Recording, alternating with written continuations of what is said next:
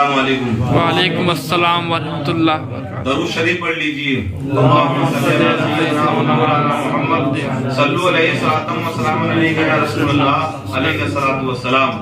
نحمدہ و نصلی علی رسولہ الکریم، اما بعد فاعوذ باللہ من الشیطان الرجیم، بسم اللہ الرحمن الرحیم۔ اہدنا الصراط المستقیم۔ صدق اللہ مولانا العظیم وصدق رسولہ النبی الامین الکریم، وَنَحْنُ عَلَىٰ ذَلِكَ لَمِنَ الشَّاهِدِينَ وَالشَّاكِرِينَ وَالْحَمْدُ لِلَّهِ رَبِّ الْعَالَمِينَ۔ ایک مرتبہ اور رسول و آل رسول کی بارگاہ میں درود شریف پڑھ لیجئے۔ اللہم صلی علی سیدنا مولانا محمد صلو علیہ وسلم علیک یا رسول اللہ علیہ الصلوۃ والسلام۔ محترم سامعین کرام، جیسا کہ آپ سبھی حضرات کو معلوم ہے کہ یہ مہینہ رجب کا ہے، اور آج مغرب کی نماز کے بعد سے یہ 7 تاریخ لگ گئی رجب کی، لیکن اس سے پہلے مغرب سے پہلے یہ 6 رجب تھا، جس میں ہمارے اور آپ کے پورے ہندوستان کے راجہ حضرت خواجہ کی چھٹی تھی۔ خواجہ غریب نواز کی بارگاہ میں چند اشعار سماعت فرما لیجئے۔ ہو تم حبیب خدا غریب نواز، ہو تم حبیب خدا غریب نواز، تمہارا اوج پہ ہے مرتبہ غریب نواز، تمہارا اوج پہ ہے مرتبہ غریب نواز، جسے بھی آپ کا صدقہ ملا غریب نواز، جسے بھی آپ کا صدقہ ملا غریب نواز، وہ بادشاہ جہاں کا ہو گیا غریب نواز، وہ بادشاہ جہاں کا ہو گیا غریب نواز۔ خدا کے فضل سے آئے ہیں ہند میں بن کر، خدا کے فضل سے آئے ہیں ہند میں بن کر، عطائے سرورے ہر دو سرا غریب نواز، عطائے سرورے ہر دو سرا غریب نواز۔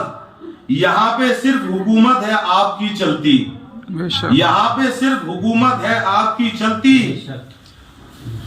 ہیں آپ ہند کے سلطان یا غریب نواز، ہیں آپ ہند کے سلطان یا غریب نواز۔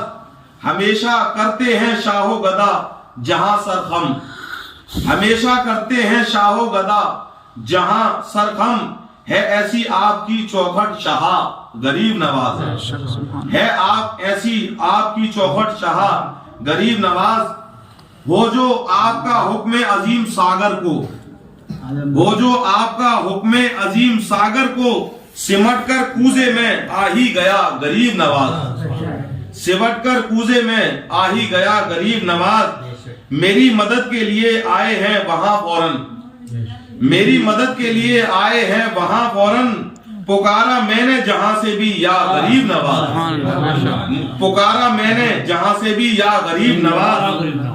تڑپ رہا ہے یہ رمضان حاضری کے لیے، تڑپ رہا ہے یہ چاند حاضری کے لیے، تڑپ رہے ہیں یہ سارے مسلمان حاضری کے لیے، اسے بھی انہیں بھی در پہ بلا لو یا غریب نواز، انہیں بھی در پہ بلا لو یا غریب نواز۔ میرے بھائیوں، میری بہنوں، پردہ نشین، استاد زمن اعلیٰ حضرت کے چھوٹے بھائی کا ایک شعر ہے۔ آپ فرماتے ہیں خواجہ ہند وہ دربار ہے اعلیٰ تیرا، خواجہ ہند وہ دربار ہے اعلیٰ تیرا، کبھی محروم نہیں مانگنے والا تیرا، کبھی محروم نہیں مانگنے والا تیرا۔ اور یہ میں دل سے کہہ رہا ہوں کیونکہ یہ میں نے خود آزمائی ہے۔ اگر کوئی اتنا غریب ہے کہ وہ عمرہ نہ کر سکے تو خواجہ غریب نواز کی بارگاہ میں پہنچ جائے، انشاءاللہ تعالی جو مراد دل میں لے کے جائے گا اپنی جھولی بھر کے آئے گا۔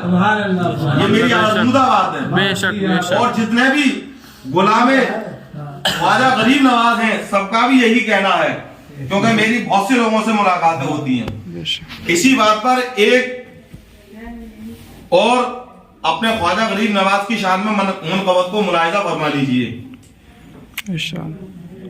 خواجہ نور حق کی ہے ضیا خواجہ معین الدین حسن، نور حق کی ہے ضیا خواجہ معین الدین حسن، ہے حبیب مرتضی خواجہ معین الدین حسن، ہے حبیب مرتضی خواجہ معین الدین حسن، ہند کے فرما روا خواجہ معین الدین حسن، ہند کے فرما روا خواجہ معین الدین حسن، مرجع خلق خدا خواجہ معین الدین حسن، مرجع خلق خدا ख्वाजा मुईनुद्दीन हसन, कामिलुल औसाफ मिस्ताक कलाम मन अरफ, कामिलुल औसाफ मिस्ताक कलाम मन अरफ, नायब खैरुल बरा ख्वाजा मुईनुद्दीन हसन, नायब खैरुल बरा ख्वाजा मुईनुद्दीन हसन, साहिब तमकीन व हशमत शेख बा इज्जो जलाल, साहिब तमकीन व हशमत शेख बा इज्जो जलाल, जलवा गाहे हक नुमा ख्वाजा मुईनुद्दीन हसन, जलवा गाहे हक नुमा ख्वाजा मुईनुद्दीन हसन, रहबरे राहे तरीकत रहरबे राहे वफा, रहबरे राहे तरीकत रहरबे राहे वफा, अहले हक के मुक्तदा ख्वाजा मुईनुद्दीन हसन, अहले हक के मुक्तदा ख्वाजा मुईनुद्दीन हसन, माहिए कुफ्रो दलालत हामिए सुन्नत हैं और, माहिए कुफ्रो दलालत माहिए सुन्नत हैं और, अख्तरे बुर्जे वाला ख्वाजा मुईनुद्दीन हसन, अख्तरे बुर्जे वाला ख्वाजा मुईनुद्दीन हसन, रूए अनवर देखकर रमजान हर कोई कहे, रूए अनवर देखकर ए चांद हर कोई कहे, अक्स है सरकार का ख्वाजा मुईनुद्दीन हसन, अक्स है सरकार का ख्वाजा मुईनुद्दीन हसन। मेरे भाइयों मेरे दोस्तों, मुझ नाचीज ने भी ख्वाजा गरीब नवाज की शान में एक शेर कहा है, आप उसको भी मुलाहिजा फरमा लीजिए। और मैंने जो आयत पढ़ी थी इहदिनस सिरातल मुस्तकीम, वो उसी से टच है। मैंने ये कहा है ख्वाजा की अता से ये, ऐ मुसलमानों, मुअज्जिन सामीन किराम गौर करें जी, ख्वाजा की अता से ये सारा हिंद हमारा है, ख्वाजा की अता से ये सारा हिंद हमारा है, क्यों झिझकते हो मुस्लिम सर उठा के जीने में, क्यों झिझकते हो मुस्लिम सर उठा के जीने में। मुअज्जिन सामीन किराम, मैंने खुतबे के बाद जिस आयत करीमा की तिलावत का शर्फ हासिल किया वो ऐसी आयत है कि हर बंदा हर नमाज की हर रकात में पढ़ता है इहदिनस सिरातल मुस्तकीम, कि ए हमारे परवरदिगार हमें सीधा रास्ता चला। अब आप देखें तर्जुमे भी दुनिया में दो तरह के आ गए हैं, थोड़ा उधर रोशनी डाल के फिर दूसरी बात शुरू कर दूंगा। एक तर्जुमा है उसमें लिखा हुआ है हमें सीधा रास्ता चला, और एक तर्जुमा है जिसमें लिखा हुआ है सीधा रास्ता दिखा।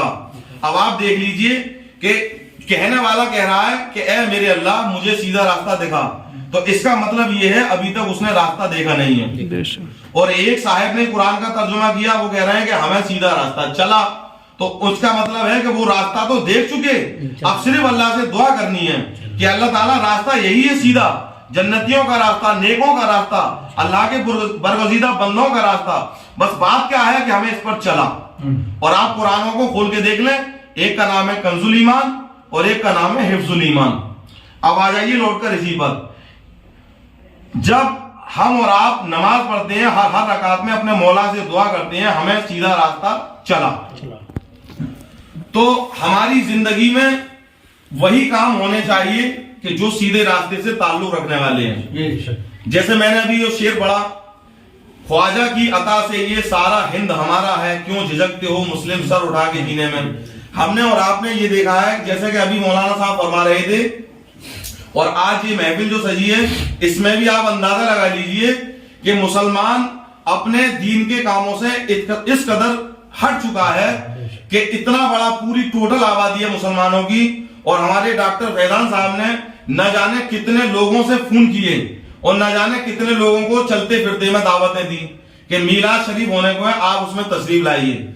लेकिन मुसलमान अपने इस इस्लाम से और दीन के इस पैगाम से इतना हट चुका है कि अगर जैसे अब ये मीराज शरीफ की महफिल हो रही है, इसमें हाजिर होने के लिए तैयार नहीं है। मौलाना साहब ने कहा था जुमे वाले दिन भी जब आएगा जब खुतबे में 5 मिनट रह जाएंगे, 2-3 मिनट उसके वुजू में निकल जाएंगे, आगे बैठ जाएगा, फिर इमाम पे उंगली उठाएगा, इमाम साहब ने तकरीर नहीं करी।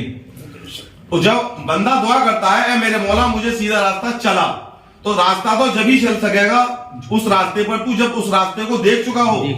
देखने का मतलब है देखना भी और सुनना भी। जब तू मस्जिदों में जाएगा, عالموں کی بات سنے گا, مولاناؤں کی بات سنے گا, مفتیوں کی بات سنے گا, اماموں کی بات سنے گا, تو اس راستے کو تو دیکھ لے گا. جب دیکھ لے گا تو اپنے رب سے دعا کرے گا کہ مجھے اس راستے کو چلا. تو جتنے بھی ہمارے زیادہ تر مسلمان کہلانے والے ہیں, میرے استاد ہیں ڈاکٹر علیم الدین صاحب. مولانا صاحب جانتے ہیں, ڈاکٹر صاحب جانتے ہیں, مولانا صاحب جانتے ہیں, گندے نالے میں رہتے ہیں. ان کے پاس میں کبھی بھی جاتا ہوں, وہ یہ کہتے ہیں ہمیشہ ہندوستان میں اتنے مسلمان کہلانے والے, کاس گنج میں اتنے مسلمان کہلانے والے, اور یہ بات حقیقت ہے کہ ہر کوئی اپنے آپ کو مسلمان کہلا رہا ہے. میں بھی مسلمان ہوں, میں بھی مسلمان ہوں, میں بھی مسلمان ہوں.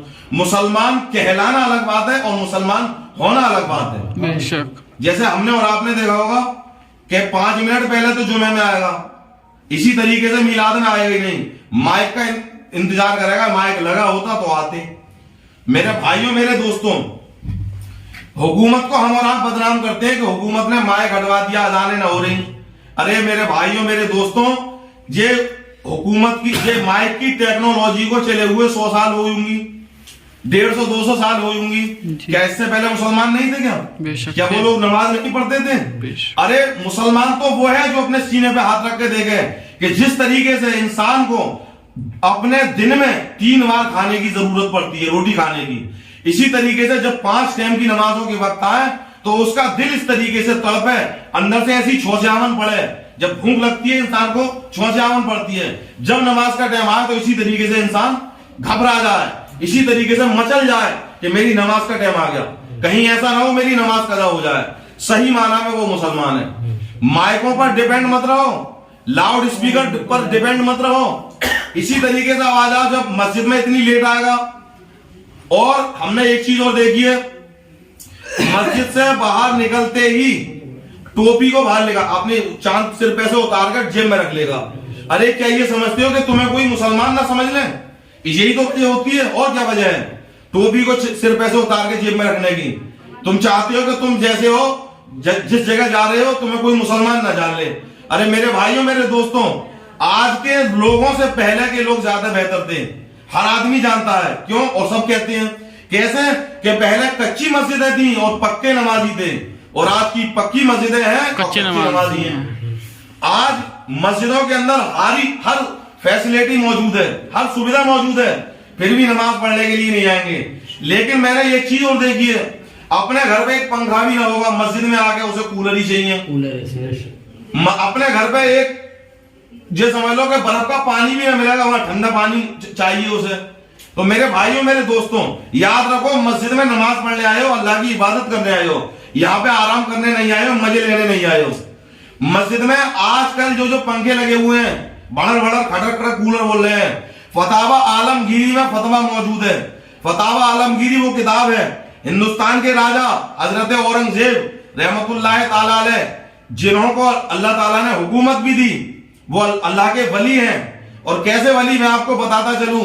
ہندوستان کے راجا عالمگیر حجتی رحمت اللہ تعالی علیہ نے یہ عہد کیا کہ جتنے بھی لوگ جو مزاروں پہ آج جاتے ہیں, سب سے پوچھا کہ بھائی تم مزار پہ کیوں جاتے ہو؟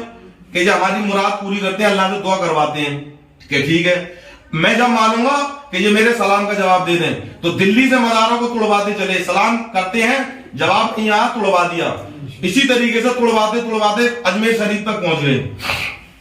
ایک بار سلام کیا, 2 بار سلام کیا, 3 بار سلام کیا, 4تھی بار میں جواب آیا وعلیکم السلام حجتی. یہ خواجہ غریب نواز نے ان کو لقب دیا تھا, وعلیکم السلام حجتی رحمت اللہ تعالی علیہ. انہوں نے کہا کہ اے اورنگزیب, تو دلی سے لے کر اجمیر تک چلا آیا, نہ جانے کتنے مزاروں کو تو نے توڑوا دیا, شہید کروا دیا. تجھے پتا ہے تو نے مجھے 3 بار سلام کیا, میرے 3 بار کی دیری کیوں ہوئی؟ تجھے پتا ہے کتنے مزار رستے میں پڑے. کوئی بھی ولی اللہ ہو ہر وقت اپنے مزار میں موجود نہیں رہتا, بلکہ کوئی مکے میں ہوتا ہے تو کوئی مدینے میں ہوتا ہے, کوئی عرش پہ ہوتا ہے, کوئی پہلے آسمان میں, کوئی دوسرے آسمان پہ, کوئی کسی ایک مرتبے پر فائز ہے, کوئی کسی مرتبے پر فائز ہے, کوئی کہیں ہے, کوئی کہیں ہے. لہذا اسی وقت سے ہمارے حضرت اورنگزیب رحمت اللہ تعالیٰ نے تمام مزارات کو بنوا دیا. اور ایسے پائے کے بزرگ تھے جن کو آج ہندوستان میں رہنے والے کچھ لوگ بدنام کرتے ہیں کہ وہ जालिम बादशाह थे। अरे मेरे भाइयों मेरे दोस्तों, वो जालिम नहीं थे, बल्कि उन्होंने हिंदुस्तान पे हुकूमत की और इस हिसाब से हुकूमत की कि उन्होंने हिंदू और मुसलमान में कोई भेदभाव नहीं किया। हिंदुस्तान के वही एक बादशाह थे कि जिन्होंने जो अपना माउंट एवरेस्ट है, ये पहाड़ जो है पर्वत, इस पर जो हमारे जो हिंदुस्तान के हमारे भाई हैं हिंदू धर्म वाले लोग, उनके जो कहते हैं कि उनके भगवान शंकर भगवान है, उनका वहां पे कैलाश पर्वत है। कैलाश पर्वत पर जो उनका एक मुकद्दस स्थान है, उस स्थान को चीन से छुड़ाने वाले हजरत औरंगजेब थे। इससे पहले कितने लोग गुजर गए और मुसलमान बादशाह आने से पहले कितने इस हिंदुस्तान के अंदर हिंदू बादशाह मौजूद थे।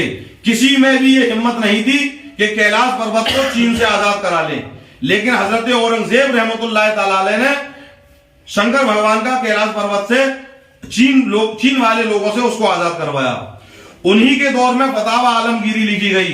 उन्होंने 500 आलिमों को इकट्ठा किया और सबको ये टूटी लगाई कि सारे आलिम एक ऐसी किताब लिखें जो इससे पहले कोई किताब ना लिखी गई हो। उस फतावा आलमगीरी के अंदर एक फतवा मौजूद है, उसमें लिखा हुआ है, उस टाइम पे पंखे नहीं थे, कूलर नहीं थे और ये एग्जॉस्ट जो लगे होते हैं ये नहीं थे, लेकिन उसमें फतवा लिखा हुआ है चक्की, क्योंकि उस दौर में चक्की थी, तब की किताब लिखी हुई है। ये इंजन थे, पंप जो बोलते हैं, जो पानी भरा जाता है खेतों में, तो उसमें लिखा हुआ है कि चक्की के पास नमाज पढ़ना मकरूह तहरीमी है। चक्की के पास जो नमाज पढ़ेगा मकरूह तहरीमी है, क्योंकि चक्की जो जनरेटर चलता है, जिसको हम इंजन कहते हैं, पंप कहते हैं, इतनी खड़खड़ाहट होती है, खटर खटर करता है कि वहां पर जो नमाज पढ़ेगा उसकी नमाज मकरूह तहरीमी होगी। पढ़ लेगा फिर भी उसको दोबारा पढ़ना जरूरी है। आज मुसलमान कहलाने वाले अवाम और लोग ऐसे हो गए हैं कि अपनी फैसिलिटी की खातिर मस्जिदों में जनरेटर लगवा लेते हैं, मस्जिदों में खड़र खड़र वाले पंखे लगवा लेते हैं। मौलाना तथीर साहब की एक किताब है, आओ दीन पर चलें। उस किताब के अंदर ये मसला लिखा हुआ है कि कूलर और पंखे जो मस्जिदों में खड़र खड़र करने वाले हैं, उसके पास किताब नमाज पढ़ना मकरूह तहरीमी है। तो मेरे भाइयों मेरे दोस्तों, याद रखो, हम अल्लाह की इबादत करने गए हैं, मस्जिद में मजे लेने नहीं गए हैं। अरे थोड़ा वक्त, जितनी मेहनत और मशक्कत, जितनी मुसीबत को हम अपने काम के लिए, अपने पेट की खातिर बर्दाश्त करते हैं, क्या हम अपनी इबादत के लिए बर्दाश्त नहीं कर सकते? हम अपने जिंदा रहने के लिए हमें रोटी की जरूरत पड़ती है, तो पेट पालने के लिए हम कितनी मेहनत और मुसीबत को बर्दाश्त करते हैं। तो जब जिंदगी के लिए, हमारे शरीर को जिंदा रखने के लिए हमें रोटी की जरूरत पड़ती है, और हमारी आत्मा को जिंदा रहने के लिए, हमारी रूह को जिंदा रहने के लिए हमें नमाजों की जरूरत पड़ती है, हमें अल्लाह के जिक्र की जरूरत पड़ती है, हमें अल्लाह की इबादत की जरूरत पड़ती है। तो मेरे भाइयों मेरे दोस्तों, हम अल्लाह ताला की इबादत को उस तरीके से करें जिस तरीके से अल्लाह और उसके रसूल ने हमें हुक्म दिया है, जहां तक कोशिश हो सके। क्योंकि हम खुद देखें कि जब एक राजगिरी का काम करने वाला 5वीं मंजिल पे चढ़ा हुआ, धूप, जेठ बैसाख की गर्मी, मई जून की गर्मी में चिलचिलाती हुई धूप में आराम से काम करता रहता है, लेकिन मस्जिद में जाएगा तो उसे भी एसी चाहिए। इसी तरीके से कोई ड्राइवर है, ड्राइवर जब ट्रक चलाता है, बस चलाता है, तो आग निकलती है इंजन में से, लेकिन मस्जिद में जाएगा तो उसे भी एसी चाहिए। मेरे भाइयों मेरे दोस्तों, मैं ये बातें जो बता रहा हूं, लोगों की बातें हैं, मुझ तक पहुंचाई हुई, कि आप बोल लेते हैं तो इन बातों को लोगों के सामने पहुंचाओ। मस्जिदों में हमने हाल ये देखा है कि कुछ लोगों को देखा है कि अपने घर से जाएंगे पैदल, ऐसा तो नहीं है कि वो लोग पालकी में बैठ के जाते हो या खटिया चारपाई पे बैठ के जाते हो, और मस्जिद में जाके उन्हें कुर्सी चाहिए, और एक कुर्सी आई, 2 आई, 3 आई, 4 आई, और उसमें एक और देखा अगले सब काहिली ये देखिए कि वहीं पे कुर्सी पे बैठेंगे, नमाज पढ़ेंगे और ऐसे उठ के चले जाएंगे।